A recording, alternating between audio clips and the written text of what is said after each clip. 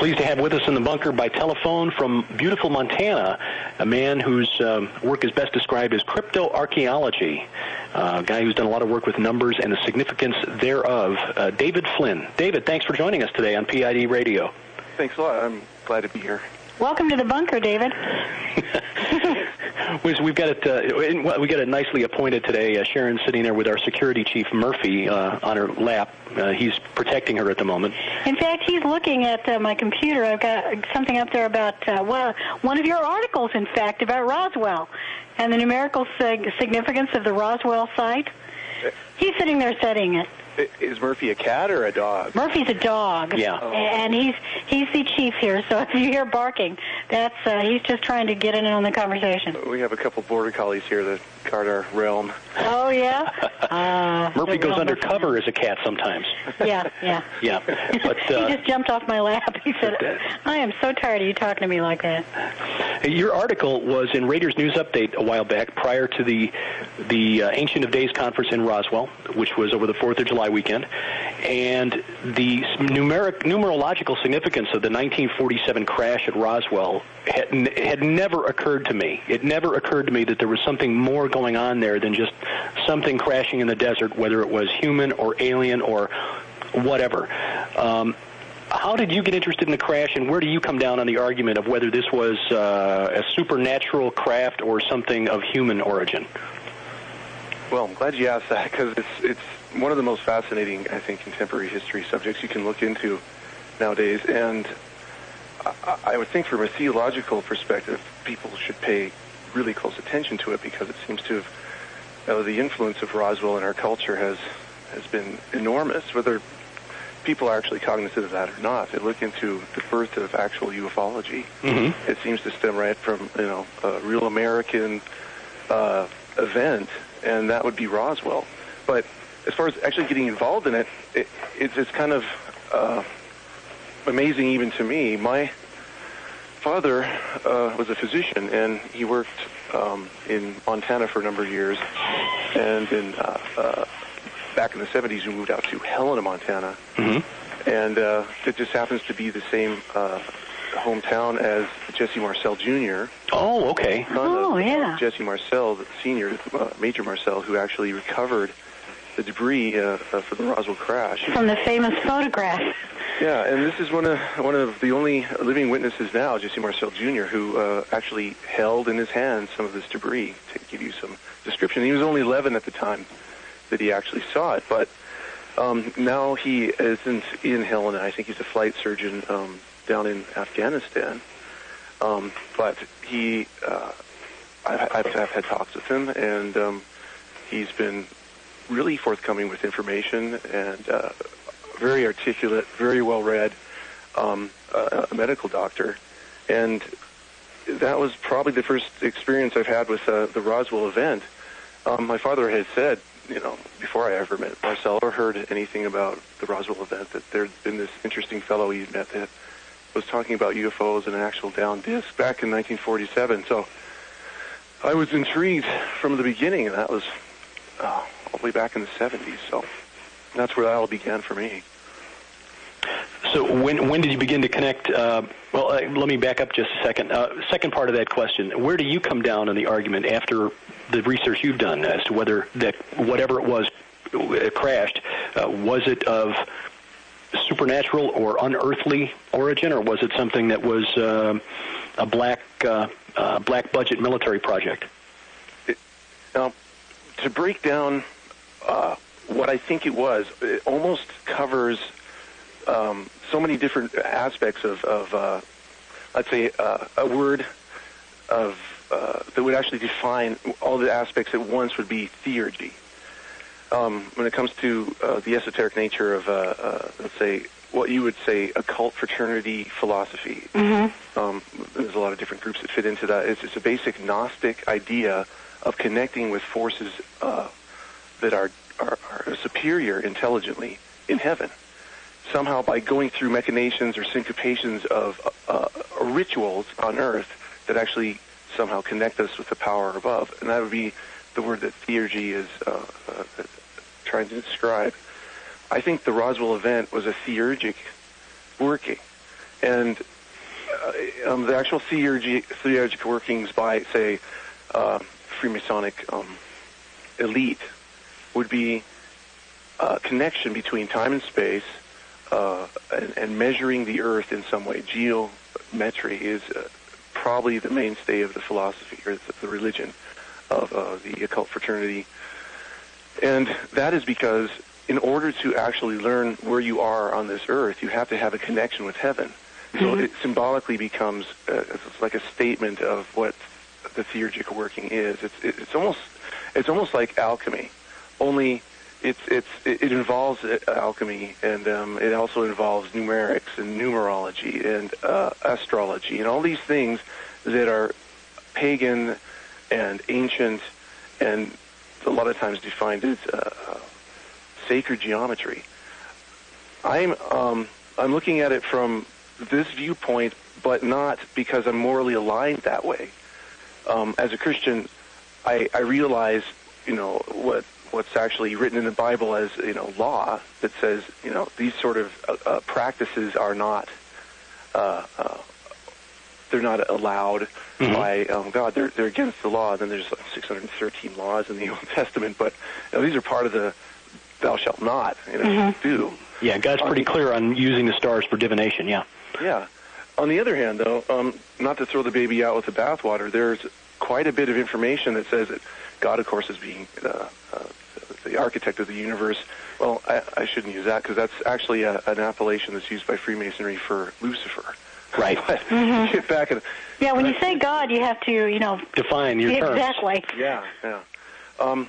And he is the creator of the universe. He's designed the universe. He set it all into motion, and he even talks about having set times and seasons as he's preordained certain times and seasons to have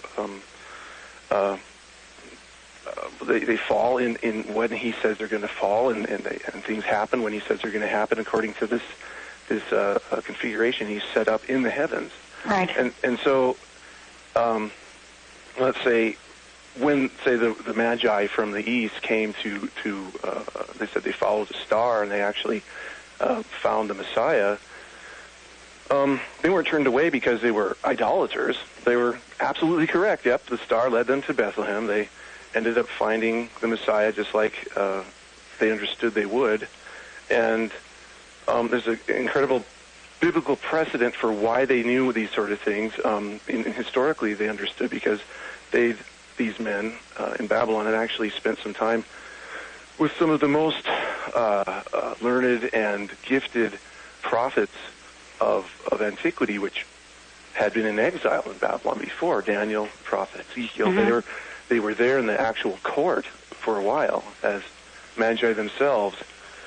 So what they were doing is taking something that exists already in time and space, signatures that are already and obviously there, and cycles in the heavens that they can actually view. And if you look at from the pagan version of all these things, they were twisted and distorted and made to worship creatures and other people and other gods, and they weren't designed for that at all. They were designed to show God's dominion and power over time and space, and that's what it just says right in the beginning. In Genesis, he sets up, I guess the word is moed, times and season. He sets them up into motion. They're established in the beginning, and they continue to point out times and seasons in the future. So the Roswell event actually connects to that idea. Unfortunately, there is a evil side to spiritual hierarchies. There actually are forces, and this is a belief system that the Freemasons understand as being the dynamic power, the dynamo of what they're trying to connect with.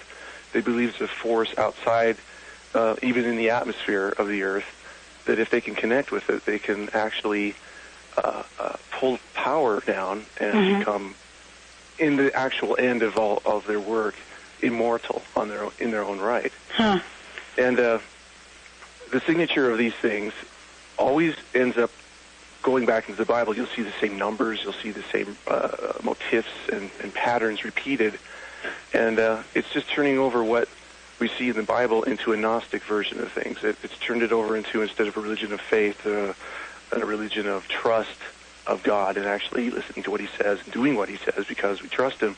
It's an idea of, it's all about becoming powerful through knowledge and gaining as much knowledge as you possibly can, and to the point where you've actually moved through mortality into immortality. Yeah. Anyway, I'm getting a little bit ahead of myself, but getting back to Roswell again. When I started looking at this and its influence on culture, I realized that there was a spiritual component to it. And before I actually took a close look at Roswell, I'd been in studying eschatology and prophecy, especially about the second advent of Christ. And there's more prophecy surrounding the second advent of Christ than there is even the first. And it may be because of that the Jews in Jesus' times had rejected him because they were looking so closely at these prophecies that said the Messiah will come and rule the earth, and all the world will be centered around Jerusalem, and Jerusalem will be the ruling capital of the earth. And they're looking at this sort of thing while they're in, being occupied by the Romans, and they're saying, well, that's the kind of Messiah we want. You don't fit the bill. Mm-hmm, mm-hmm. And even the disciples, the disciples didn't even get that, I noticed. You see in Acts chapter 1, they're still asking, 40 days after the crucifixion, are you going to restore the kingdom of Jerusalem now? So, yeah, they weren't alone, the ruling Jewish elite. Even Jesus' disciples had a hard time grasping the concept. It's astounding, too, today. You're looking at almost the same situation that was going on in the time before Jesus was born. There were people who were looking at the prophecies of Daniel and saying, okay, well, here we actually have numbers of years that have been written that say, there's going to be a Messiah coming. There were experts in the law who were ready to see Jesus, the Messiah. I'm trying to think of the name of the high priest in the temple at the time he was Jesus. Caiaphas or Ananias? Annas was the father-in-law of Caiaphas. Caiaphas was the high priest. The one who actually, after he saw Jesus at his circumcision, says, now I can die contented. But he was waiting. Oh, it was an old man when Jesus was going to go in and be... Simeon? Was that it? Simeon, I think it is Simeon. Yeah, I think that's his name. Yeah. He knew. He'd spent his whole life as a scholar of the old, the three scrolls. I guess back then, the Torah was in one scroll. The extra writings like Psalms and Proverbs and that was in another scroll, and then the writing of the prophets. And he was an expert in all of these, and especially the prophecies of Daniel.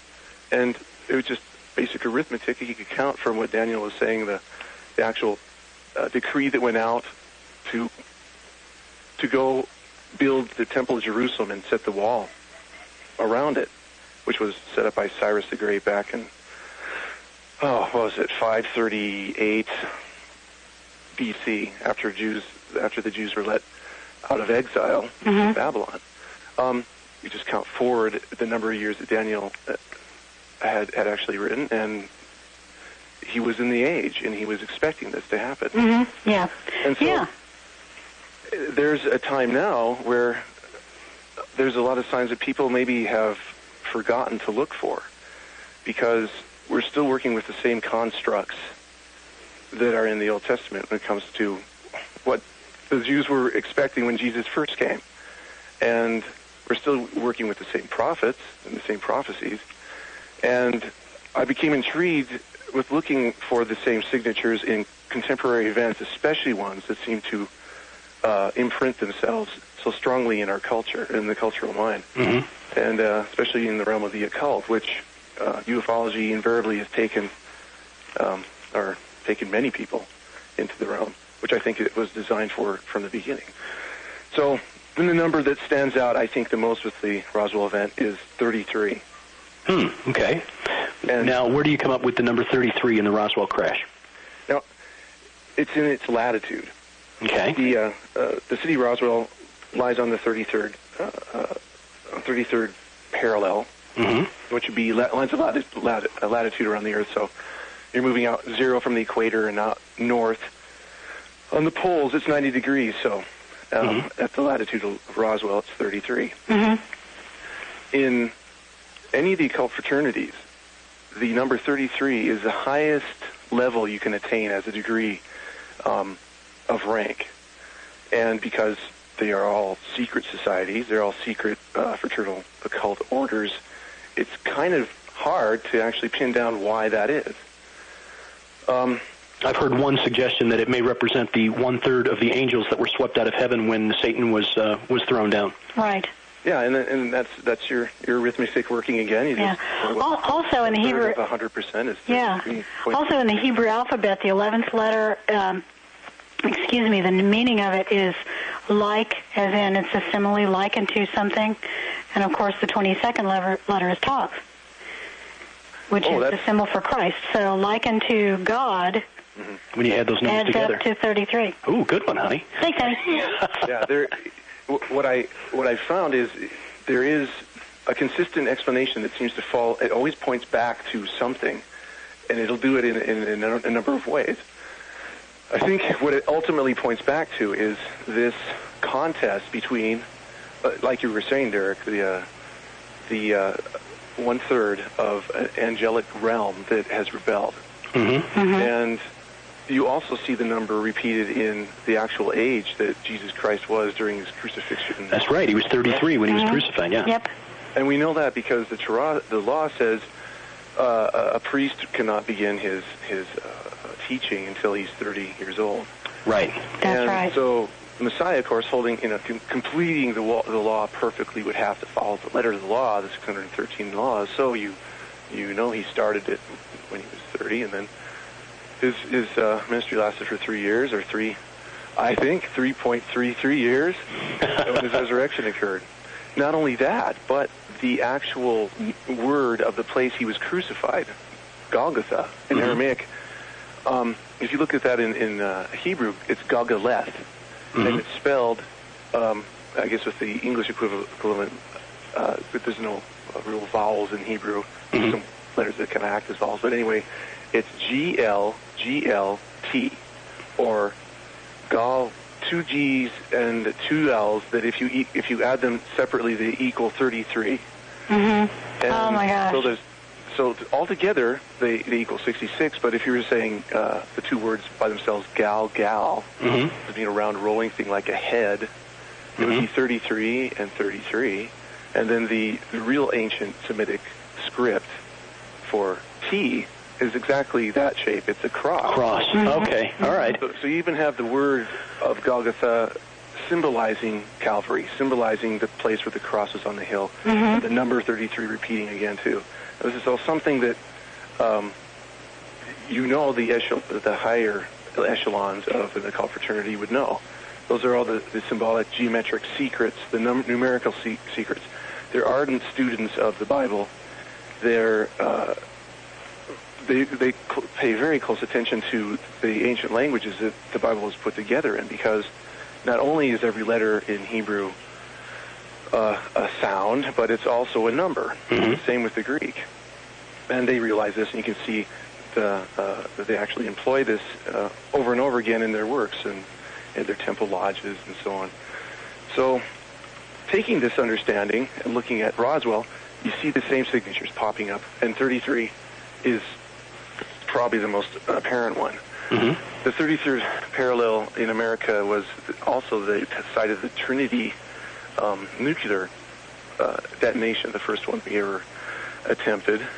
And when it was dropped, when the actual nuclear bomb was dropped in Hiroshima exists at, I believe, 34 degrees latitude. Yeah, it's very close. Nagasaki's closer.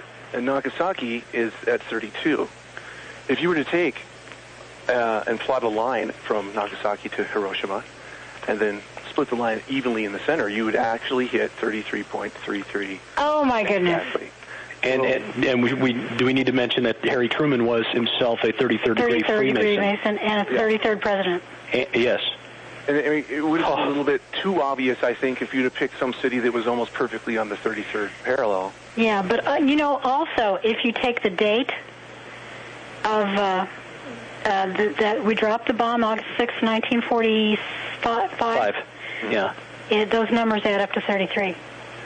Oh, well, there you go. The pattern. Once you have the key and you understand, okay, well, these patterns are going to continue because there's nothing new under the sun. Ecclesiastes says there's nothing new under the sun. Everything that has been will be again. No one can say, look, here's a new thing. But a lot of people have forgotten what the old things are. And one of the most important points, I think, of this whole Roswell event is that it nails these ancient symbols, and it points to, again, something in our future, and a very close, I think, future, that connects to the same ideas that the Jews of ancient Jerusalem and ancient Israel were looking for when their Messiah was supposedly coming, according to the prophecies that they understood in the Old Testament. We're seeing the same sort of message, I think, only we're seeing it in a twisted way, in a Gnostic way, in a way that incorporates an idea of a spiritual hierarchy that isn't aligned with the Christian message, the gospel. It's completely diametrically opposed to it. It incorporates motifs from it, but it's turned it on its head so that you just end up with the basic Gnostic message of what happened on the cross. And I guess to cover that really quickly, it's not, the Gnostics do not believe that Jesus was the Son of God. Mm-hmm. They believe he was an incarnation of Lucifer himself, mm-hmm. and that he just symbolized man moving through another stage of evolution on his own merits. Right. His authority to become a god that was taken away from him by the demiurge, according to the Gnostic belief system, who they say is the jealous God of Abraham, Isaac, and Jacob. Mm-hmm. So, you've twisted this around in the Gnostic view of this idea that Jesus really isn't who he said he was, and really didn't do what he said he was supposed to, Yeah, it's the same old lie that's been handed to man since the garden. You mm-hmm. can be as gods. Mm-hmm. It's significant that very many of the contactees of what people believe to be aliens are given this very message, that these higher beings are here to help us transform or evolve into a new type of higher being ourselves. Yeah, it's amazing when you actually and you look into those cults. Just as kind of an aside, well, I'd say the Zeta Reticulans. And then the person who's been channeling them, mm-hmm. what's her name? Nancy Liedermeyer? Is that the one who's doing, is it Ramtha? Oh, that's J.C. Knight. Okay, yeah, okay. Yeah, that's different one, yeah. And these people, they have a connection that they talk about the ascended masters who were here before the flood came, the worldwide deluge. They were teaching mankind, but we got too close to knowing our own divinity, and so the jealous demiurge destroyed the earth with the flood. And then they're talking about, well, that's happening again. We're going to get ready for this cycle to culminate once again. And that is the message of Roswell. That's what's being said, that there was a cycle that destroyed the earth in the past, and now we're coming back to it. And the Zeta Reticulans, they actually maintain in their title the same things that we were talking about when it comes to Jerusalem and 33 and the cross. A zeta in the Greek alphabet is a letter that looks exactly like a snake coiled up, rearing to strike.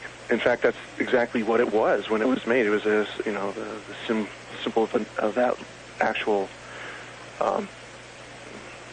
configuration of a snake. A reticle is, in astronomy, the crosshairs of a telescope. Right. So you have a zeta on a reticle, you have a serpent on a cross. The snake, okay. Oh, my goodness. And you have, the Messiah says, okay, just like the serpent was raised on the pole in the desert by Moses, I'll be mm-hmm. raised on the cross too. Well, even today, you'll look at the symbol for, on the back of every ambulance, you'll see a serpent on a cross. Right, the caduceus, right? And mm-hmm. It's a symbol of healing, which is exactly what that was when Jesus is alluding to the symbol that was raised in the desert by Moses. Unfortunately, as it seems to always happen, the Israelites started worshiping the symbol itself. Right, exactly. Of what it represented. Yeah. Which represented the Messiah. Same thing goes with the Zeta Reticulans thing. Instead of focusing on the symbols and understanding that they lead back to the Messiah, that they're a type or a shadow of the Messiah, and falling back the shadow to the original, thing that it's representing, they don't. They just start worshiping the symbol itself. Roswell bears some of these sort of signatures. Well, that's about the location and or the timing. Yeah, the date itself, 1947. 1947. It's almost like Richard Hoagland says, time release aspirin. You don't get the understanding until you wait long enough in history after the event to really see just how profound it is and how much impact it's going to have on the culture and the mind of the thinking world. And 1947 is a signature of the tetrahedral geometry that he's been explaining as being on a place on Mars called Cydonia. Mm-hmm. That he says has artificial structures that has they have continuity between them. There's a geometric pattern and actual design that mentions over and over again when it comes to the geometry internally and externally this 19.47 relationship. And as quickly as I can put this out, 19.47 is about tetrahedral geometry because let's say you take a tetrahedron. It kind of looks like a pyramid. It's just a four-sided, the simplest four-sided shape you can have. Mm-hmm. It's the first platonic solid because you can't make anything with less sides than four. And you take four equilateral triangles and you kind of glue their edges together and you have a tetrahedron. Mm-hmm. If you put that inside a sphere, which is like the highest order of shapes you can have in platonic geometry, and put it so that it's like at either one of the vertices, one of the points of this tetrahedron is touching either the north or the south pole. The other three will be touching at either 19.47 below the equator or above the equator, depending on where you put the point. Oh my goodness! And that's tetrahedral geometry. That's where the 19.47 thing comes in. And then he goes on to say, Richard Hoagland goes on to say, that if you look at planets in our solar system, you'll invariably see an outwelling of power in some form from that latitude on the planet. Say that the great red spot on Jupiter is 19.47 degrees north latitude. There's a great blue spot on Neptune. It's at the same place. Huh. And the very largest volcano and largest mountain on our planet, which is covered by the Pacific Ocean, still rises high enough over the oceans, at the ocean level, to be a real prominent island, and that's Hawaii. That's precisely at 19.47 degrees. Mauna Loa? The main island. Kilauea. Yeah, and if you actually follow how deep and how tall this volcano is, it rivals Mount Everest. It comes from the very bottom of the Pacific Basin. And to explain why that's happening is something in geology you're not really going to get a very good one. But Hoagland says there's something about a tetrahedral configuration which causes energy in the cosmos to flow through certain patterns, and you can get pretty. There's a lot of studies that have been done in connection to his work in physics, and they're pretty in depth and kind of hard to follow unless you're into physics or mathematics already. But when you look back at Roswell again and you see the date 1947, well, it's not exactly 19.47, but what I did was start taking a look at the relationships, the numbers that show up in the actual location and in the date and timing of the event had with each other. And like I was saying, you're looking at Roswell event as kind of a statement that there's a world ruler coming, in the same way that the Jews in Jesus' time were looking for a Messiah that would come and rule from Jerusalem. Mm-hmm. Well, what really stands out in all of this is that if you take that 19.47 number, you'll actually be able to combine it with some numbers that are pretty substantial when it comes to cycles in the heavens. And that would be precession. Precession is something that most people are completely unaware of, and especially Christians, because it's such a huge component to astrology. Right, yeah.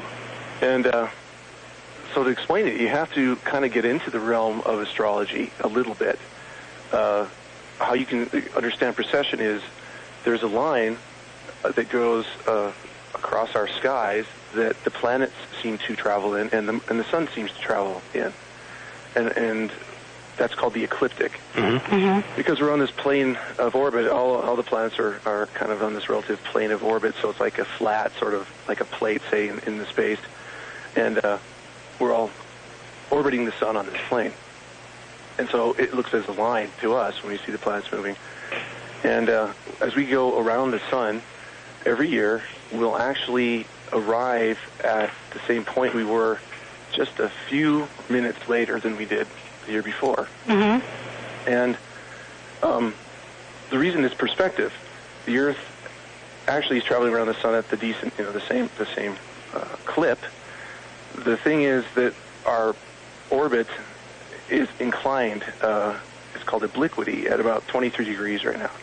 And so we got this point of axis where we rotate, where north is, that's moving very slowly and kind of like a top that wobbles. And because it does this so slowly, it actually makes one complete wobble in 25,920 years. And because it's doing that, it appears that the sun is rising a little bit farther off every year at the same time along this ecliptic. So along the ecliptic are also the signs of the zodiac, the 12 signs. And it'll take 72 years for us to move 1 degree along the ecliptic. It'll take us 25,920 years to move a complete circuit around the ecliptic. So we'll move through the whole zodiac, the whole 12 signs, and they're actually cited as, according to astrology, the beginning of the year. You look in March, the 21st, and whenever the sun rises, that's the year we're in.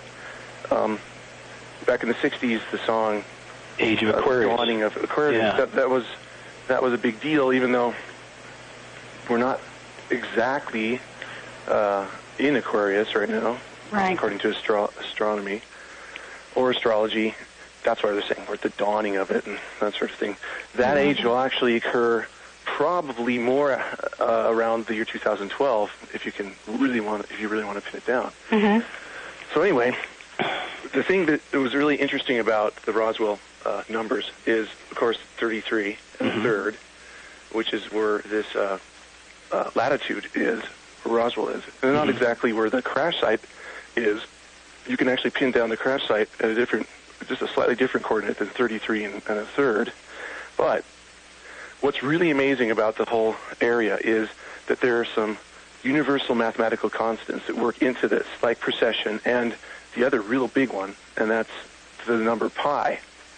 Because the cycles in the heavens all seem to work on circles. And the one number that we understand, the only number that we understand so far, that actually somehow defines a circle is pi. And pi is just this number, 3.14159265. It goes on for... well, it blew up that computer on Star Trek because you couldn't get to the last digit.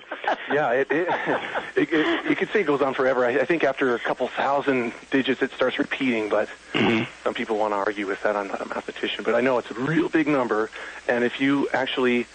and pi is really simple. You don't have to worry about squaring anything. Basically, it is, if you know the diameter of a circle, that is, from one point to the other side of it, the very widest point of a circle, if you know how big it is, if you multiply that times pi, 3.1415, you'll end up with the circumference, how big it is around. And conversely, if you know the circumference, but you don't know the diameter, you divide it by pi, and you get the diameter. And what happens at Roswell is, if you take the latitude of the Roswell impact site, where this disk supposedly landed in 1947, and you multiply it times pi, you get the longitude. 104. And the longitude is... good old 104. Yeah, 104.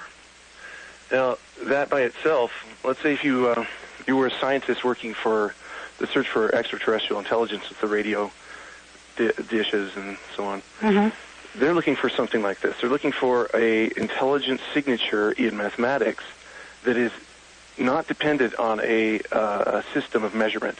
They call it a universal constant. With pi, let's say if I'm measuring inches to find out how big a circle is around, it's going to tell me. If I'm measuring in feet, it's still going to tell me. If I'm going to measure it in something completely arbitrary, it doesn't matter. I'm still going to get that in a relationship that works, because pi is a dimensionless constant.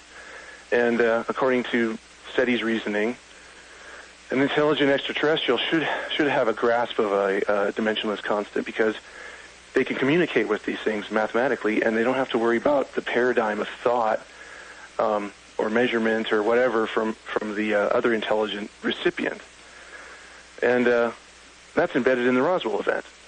And it's been there since it happened, and it's really easy to overlook. And people say, well, it could be coincidence. Coincidence, chance, yeah. Yeah.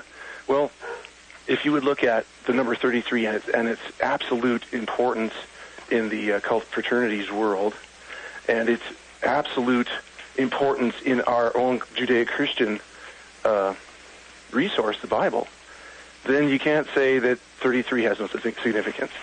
You can't dismiss the significance of pi. And if you've gone through any even grade school math, unless you didn't pay attention, unless one didn't pay attention, I should say. And you get to this idea of what happens when you use these numbers together, and that's where Roswell is, and it just happens to be the most significant UFO event in modern history. Maybe there's others that have happened and we didn't know about it, other crashes and so on, but this is the one that's most popular. This is the one that's kind of started the ball rolling, and it just happens to have occurred in 1947, which is another dimensionless constant. Now, looking at a map that you provided with your article, and by the way, for people listening to the podcast, we are going to put links to the article and to some of the other things that we discuss in the show notes on the RSS feed, so that you can look these up and see the maps and so forth. And if you're listening to the enhanced podcast, which we'll record in the Apple MP4 format, I'll put the images into the file so that you can look at it if you're listening to this on iTunes. What convinced me that this wasn't just coincidence was the reported direction of the craft and the mathematical relationship that works out to the path that this craft took prior to its crash. Can you talk about that? Oh, yeah. There's a guy named Jim Hickman who I met in Roswell 2 years ago, and he was head of, I was see his card, he was head of UFO Skywatch International, I think that's the name of it. And he was connected with MUFON and NICAP. I think NICAP might have changed, but a big UFO watch group.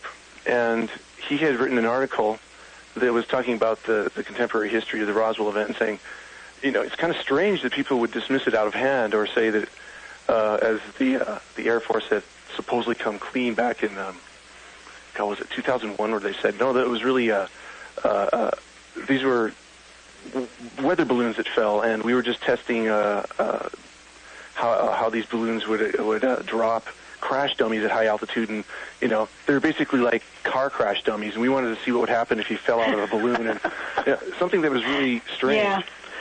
He said, well, that doesn't make any sense. Go back to the date that this happened and look at the actual Roswell paper, and there's an article where an eyewitness says they saw a luminous disc zoom right over their heads from the direction of, it came out of the southeast, and it was going roughly northwest, and it clipped the edge of the southwest of town, and they still go into the distance and disappear over the hill. There's also reports in the same newspaper that talk about how Radar Albuquerque had been tracing these bogies for up to 3 days. Right.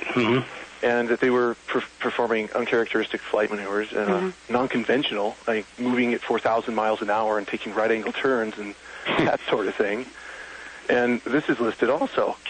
There was a huge there's a huge United States UFO flap. A UFO flap is where you have multiple witnesses seeing things, aerial phenomena that's unexplained over a few days. And this is going on for a couple weeks prior to the Roswell event.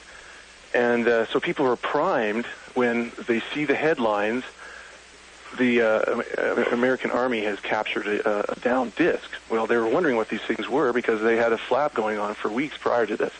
So he's saying, looking at this history, you'll see that there was something happening and that the trajectory actually follows the line that I was talking about, because with the latitude multiplied times pi, And let's say the latitude of 33 degrees will start at, say, 33.00 minutes.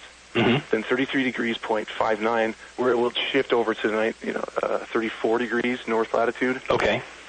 You can draw a line from there, mm-hmm. multiply 33 in each one of these instances times pi, and it'll be a line that has an angle, a rise over run, on your map of around 40 degrees. But you can actually plot it going through the edge of Roswell, just like the report said, mm-hmm. and terminating at about 34 degrees north.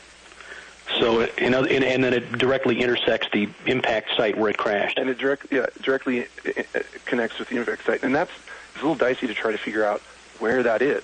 Because if you're a tourist in Roswell and you want to find the site, they've got 4 of them.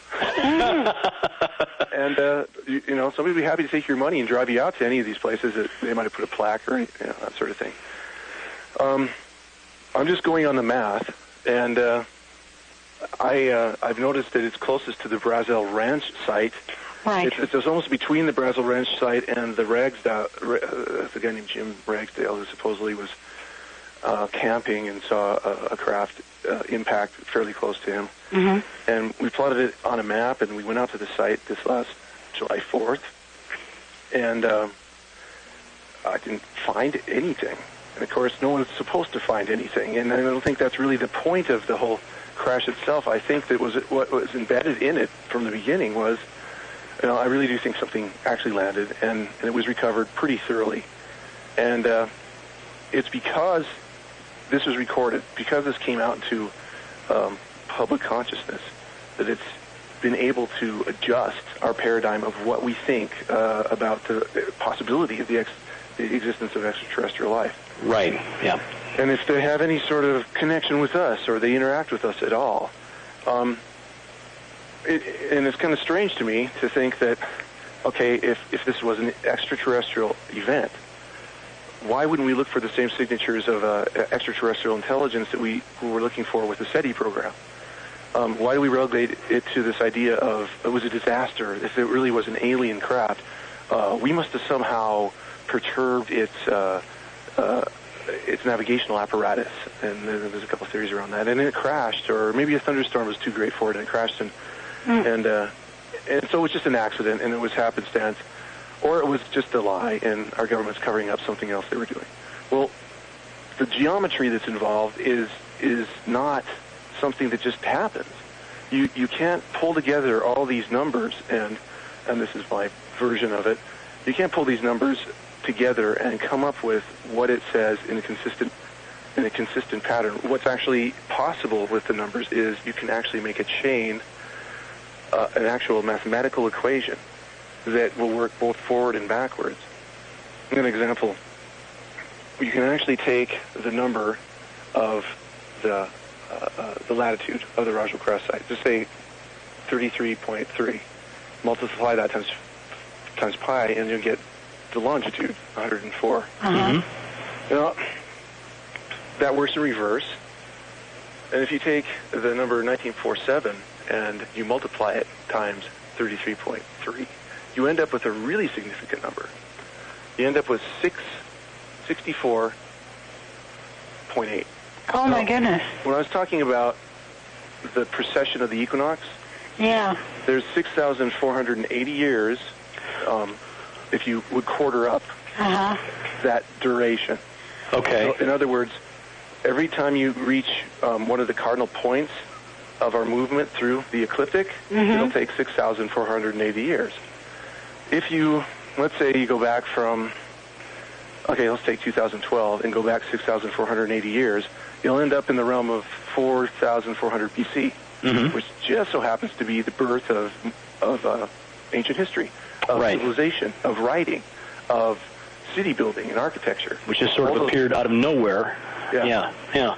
You want to go back another 6,480 years, you end up at about 10,500 BC, which is that mark between, in geology, the Pleistocene age and the Holocene age, which we're living in now. And in paleontology especially, the difference between one age and the next in geologic layers is die-offs, massive global destruction of flora and fauna, and it's all recorded in this layer of Earth at the margin between the Pleistocene and the Holocene. That's 2 cycles of 6,480 years. And what seems to be the agency for the destruction of all these things at the end of the Pleistocene is water. Even Darwin himself had said that the deposits that he found in, say, I think it was the Andean glaciers and some of the Siberian deposits that are a matrix of twisted trees from tropical regions and temperate regions found with hippos and alligators and muskox and mammoth. You know, we're talking about animals that have been swept from the tropical regions through the temperate regions and deposited at the poles of the Earth and then frozen there. There's a lot of information about that, but that all happened at that margin between the Pleistocene and the Holocene, and that's 2 times 6,480. Just so happens that the sign of that actual point, there's actually a sign that the ancients, especially the occult ancients, knew that pointed that out. We could know that it was going to it'd be that margin where this epic would finally end and a new one would begin. And it's the end of a 6,480-year duration. And that symbol is, strangely enough, a serpent with its tail in its mouth.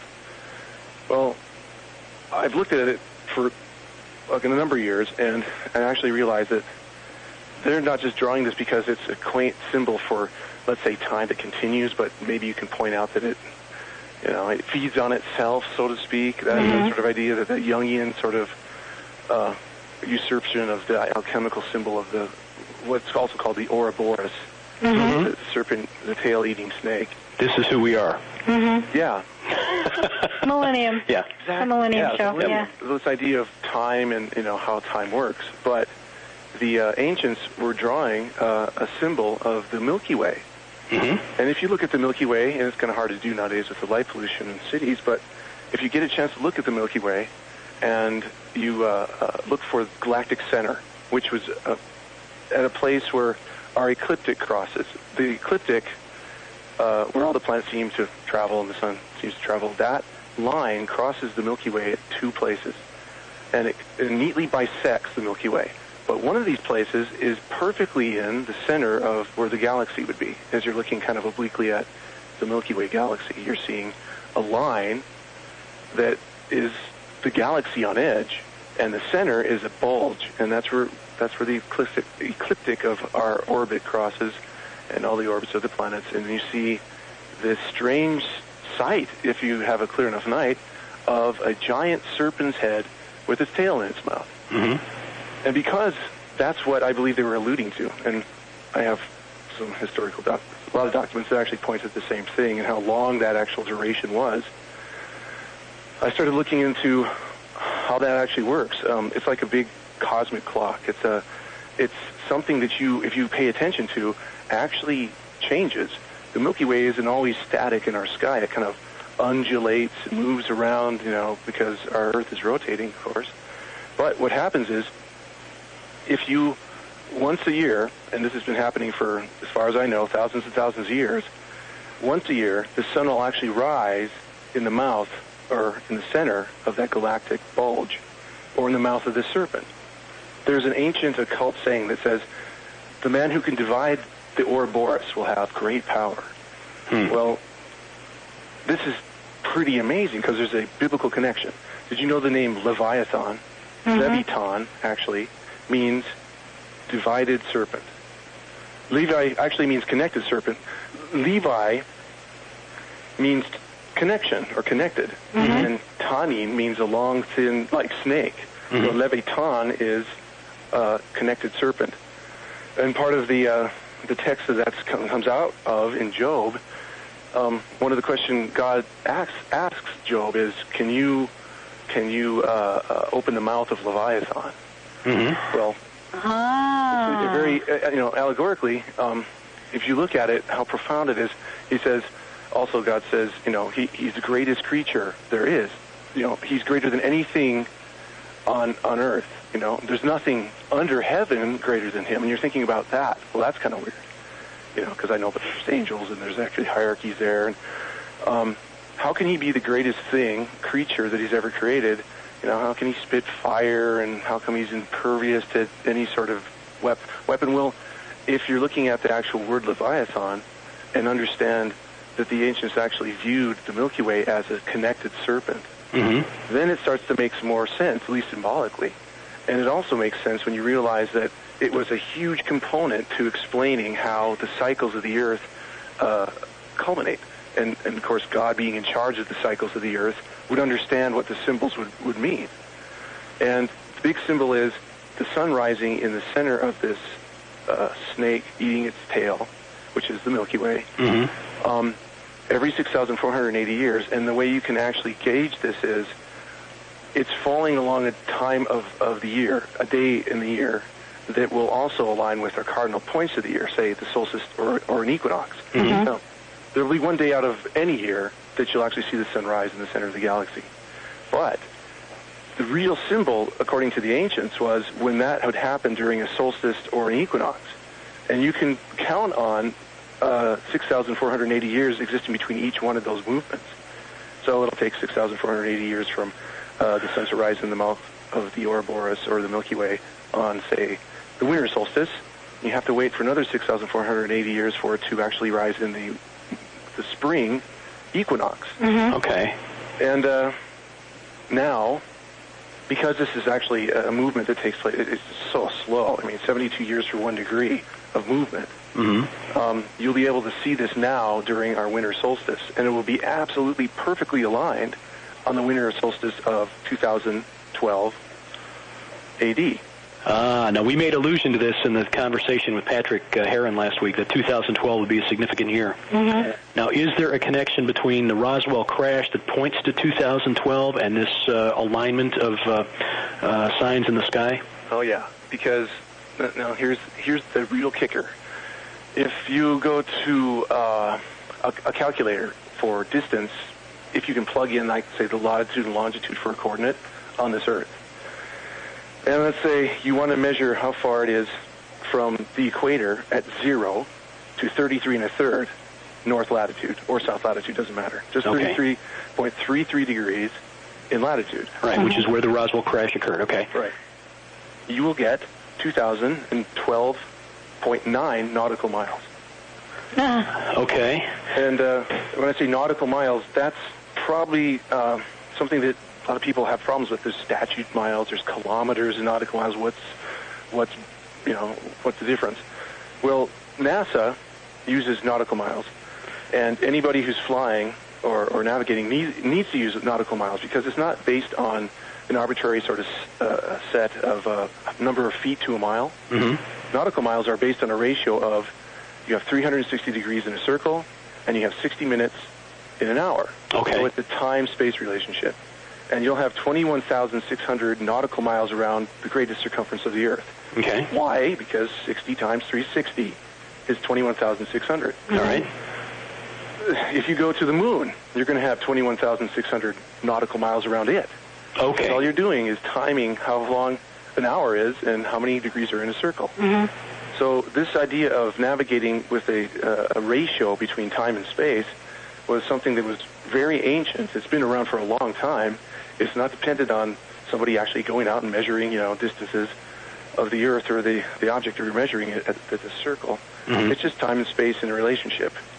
And nautical miles are used then in space because it doesn't matter how far away you are from the Earth, you'll still be in the same relative nautical mile relationship on the ground based on this measurement. So you always know where you are in relationship to the Earth, and that's what it's supposed to accomplish.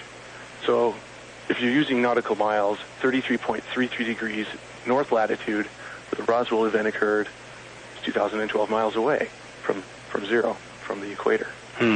Now, the other thing is, that number I was saying too, the symbol, or the actual duration of the aeon, which is the quartering up of time of the whole precession of the equinox, where our Earth has undergone cataclysmic cycle.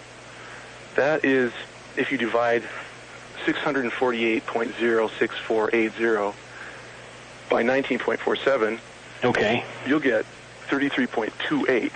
Now that's kind of an interesting number because it's not exactly at 33 1/3, and this gets really complicated, and I think deliberately so, because the end times are fairly complicated. There aren't exactly just one event we're looking for. I mean, you can see the religion, the theology of Hollywood, say, talking about the end of the world. Well, as a Christian, the end times aren't the end of the world.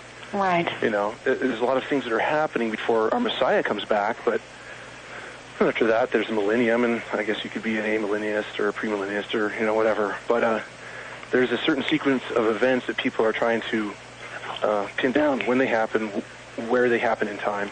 And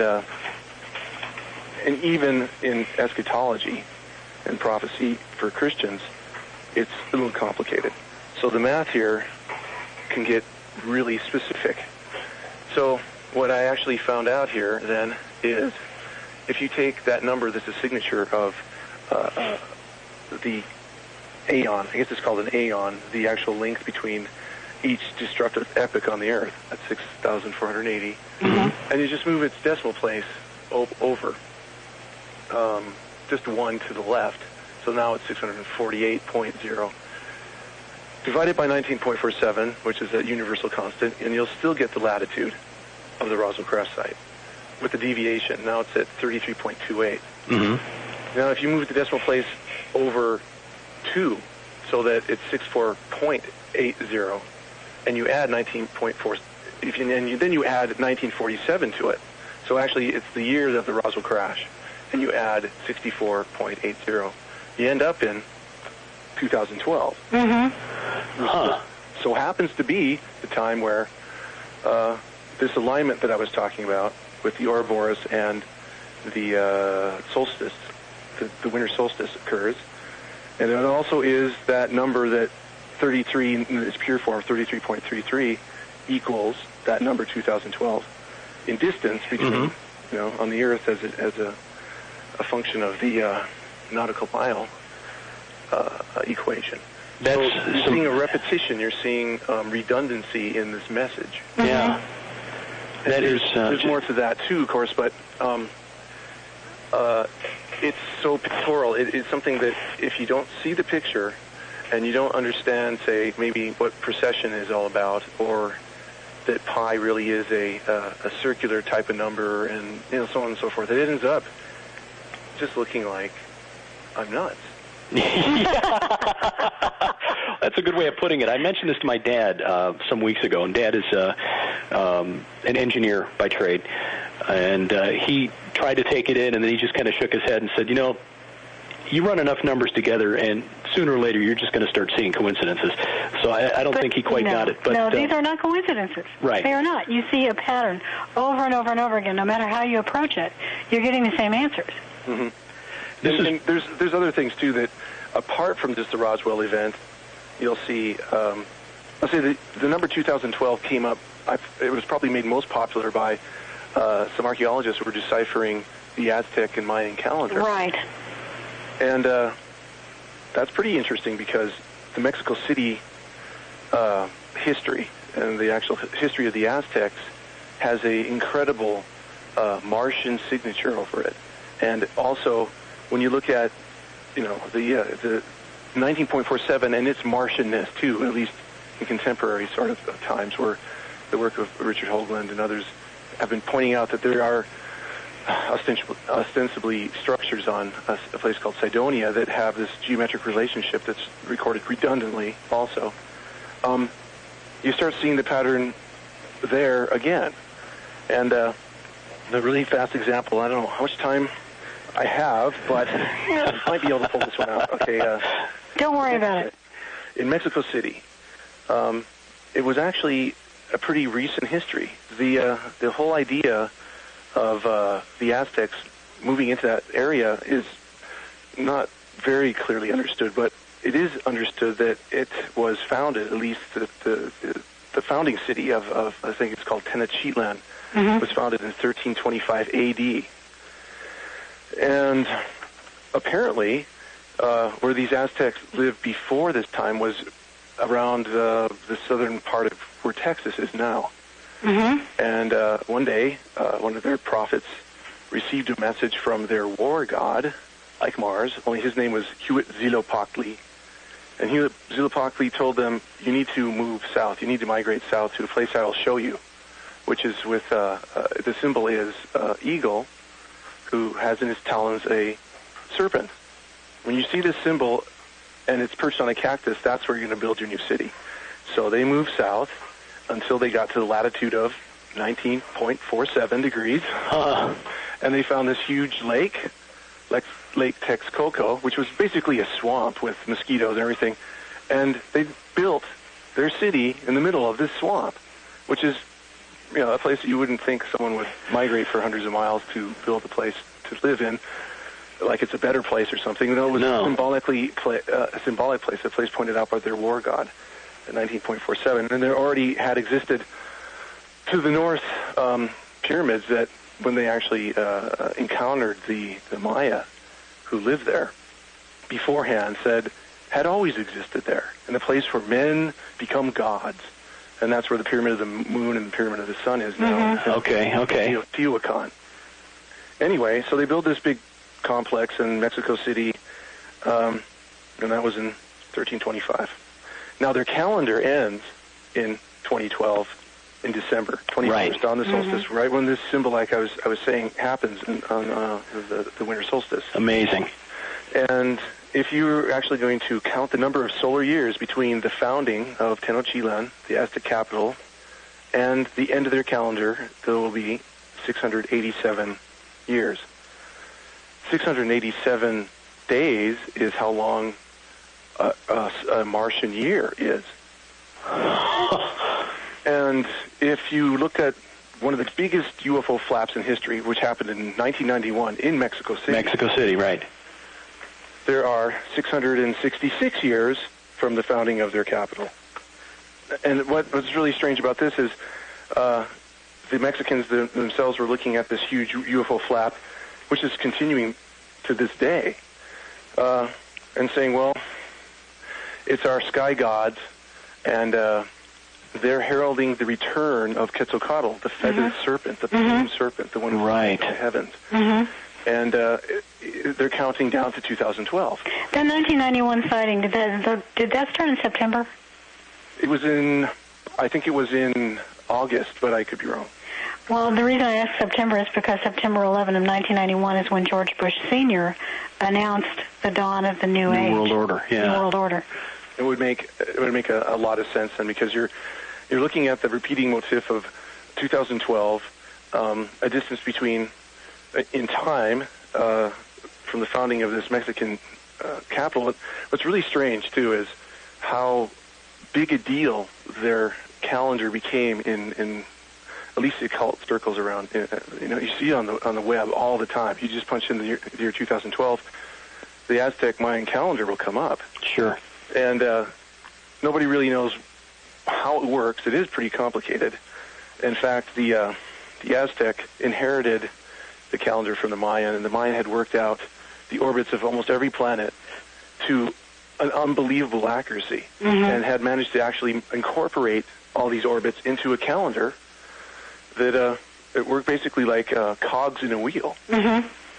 And as an explanation for it, you're looking at a calendar that's more accurate than any of the Western ones we've been using for hundreds of years. No one can say, well, they must have had this really incredible astronomical genius there, beyond Galileo or Kepler or even Newton at the time. Yeah.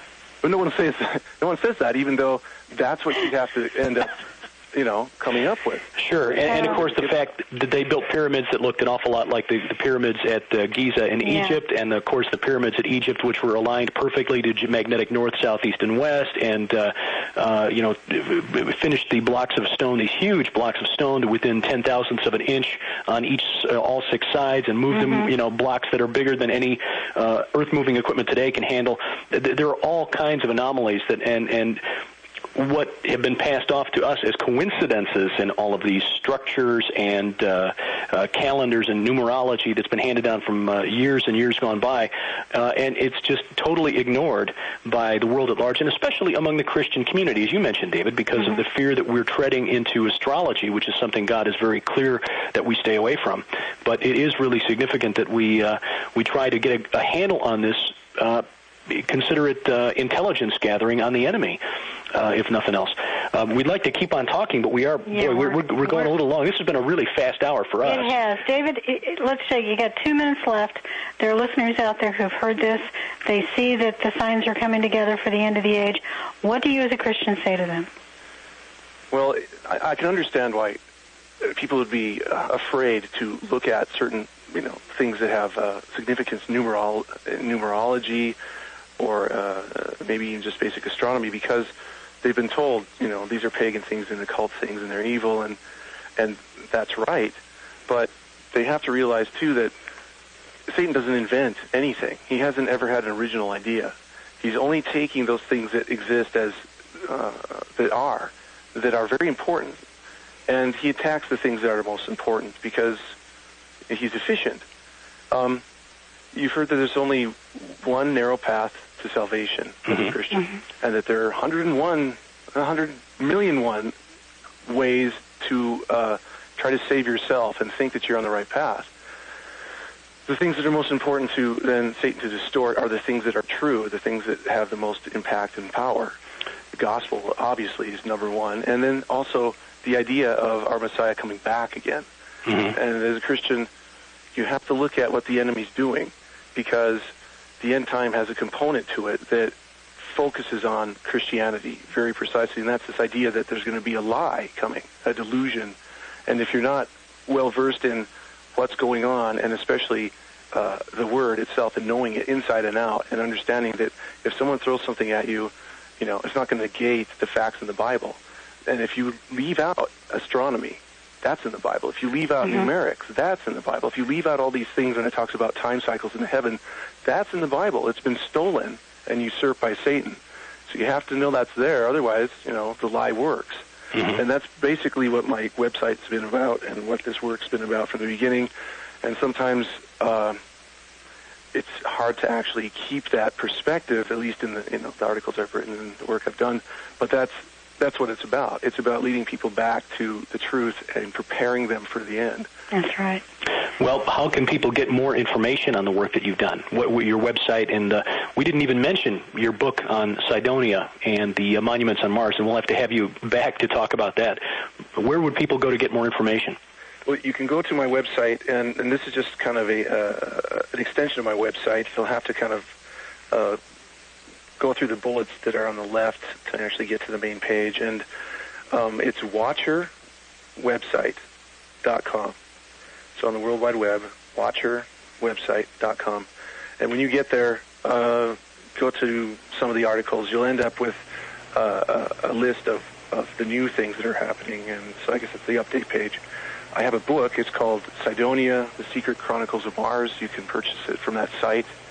And we are going to get some copies of some DVDs of some of the lectures that I've done recently that talk about these things and more. And they're really image laden.